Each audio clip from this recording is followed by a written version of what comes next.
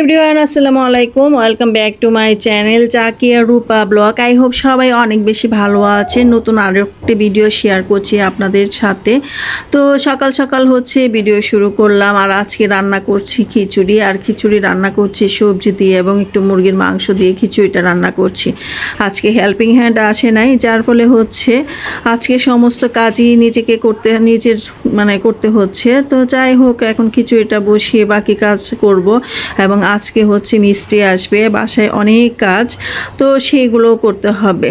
তো আপনারা আমার সাথেই থাকুন। আর যদি ব্লগটা ভালো লেগে থাকে তাহলে অবশ্যই লাইক দিবেন, কমেন্টস করবেন এবং সাবস্ক্রাইব করে আমার পাশে থাকবেন। তো খিচুড়ি প্রায় হয়ে যাচ্ছে। তো এই পর্যায়ে মুরগির মাংসটুকু দিয়ে দিলাম।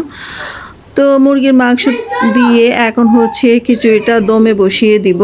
আমার কাছে পোলার চালের খিচুড়ি ভীষণ ভালো লাগে। আমি ভাতের চাল দিয়ে খিচুড়ি তেমন একটা পছন্দ করি না। তো আমার মতো কে কে পোলার চালের খিচুড়ি খেতে পছন্দ করেন কমেন্টস বক্সে জানাবেন।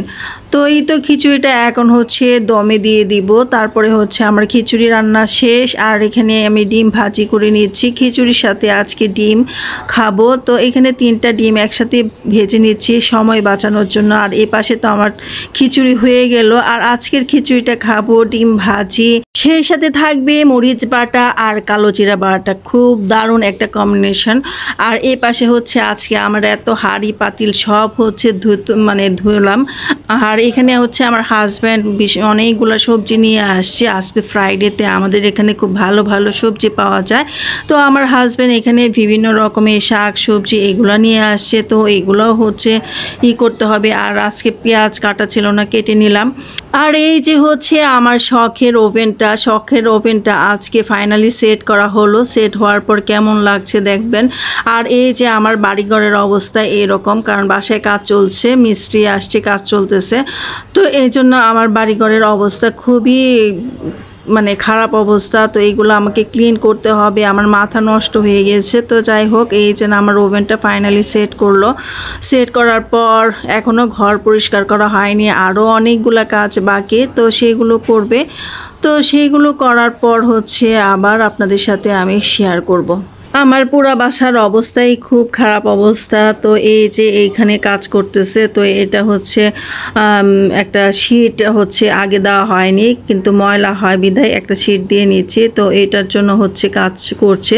তো এটা আমার ডাইনিংয়ের একটা প্যানেল। তো একটা প্যানেল এখানে ঠিক সেট করছে। আর এই পাশে তো ওভেনটা ফাইনালি সেট হয়ে গেল। তো আমার খুবই ভালো লাগতেছে দেখে। এই যে ভিতরের অবস্থা, ওভেনটা বাইরে থেকে যতটা না বড়, ভিতর থেকে ততটাই ছোট। আর এটাই এটার স্টাইল। যাই হোক, আমার শখ পূরণ করেছি নিচে অল্প অল্প কারণে টাকা জমিয়ে শখটা ফাইনালি পূরণ করতে পারলাম। আর এই যে এটা আমার পুরাতন ওভেন। আর এই যে এখানে একটা হাইড্রোলিক লাগাবো। এর আগে যে হাইড্রোলিকগুলো দিয়েছিলাম সেগুলো ওয়েট নিতে পারে না, যার ফলে একটা দামি হাইড্রোলিক এখানে দিব।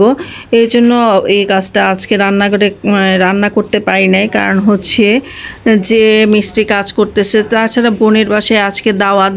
আজকে বাসায় এত কাজ কিভাবে শেষ করব। হেল্পিং হ্যান্ড তো আমার সকালবেলা আসে। তো এসে যদি ঘর পরিষ্কারও করতো তারপরে কোনো কাজ হতো না, কারণ ঘর ফাইনালি এলোমেলো হয়ে যেত।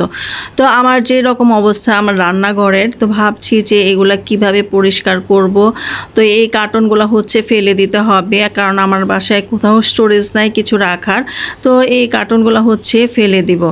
এখন চলে আসলাম বোনের বাসায়। তো বোন অনেকগুলা পোলাও, রোস্ট, ডিম এগুলোর আয়োজন করলো, কারণ আজকে মামা মারা গিয়েছেন, 8 দিন হয়ে গেছে। তো এই জন্য মামার জন্য কিছু মানুষকে খাওয়াবে। আর বিকেলবেলা মামার জন্য দোয়া পড়ানো হবে, আর দোয়াটা বাসায় পড়ানো হবে।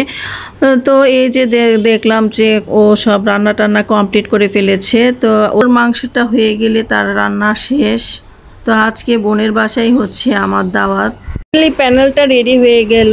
তো এই যে এর ফাইনাল লুক কেমন হয়েছে। এই যে সাদা সাদা অংশগুলো অ্যাড করা হয়েছে, যে খয়েরির ভিতরে যে সাদা অংশটা অ্যাড করা হয়েছে। ময়লা জমে যেত, পরিষ্কার করতে কষ্ট হতো, এই জন্য শীট দিয়ে নিলাম। তো ভিডিওটা ভালো লাগলে অবশ্যই লাইক কমেন্ট দিবেন। আর আজকের মতো এখানেই বিদায় নিচ্ছি। আল্লাহ হাফেজ।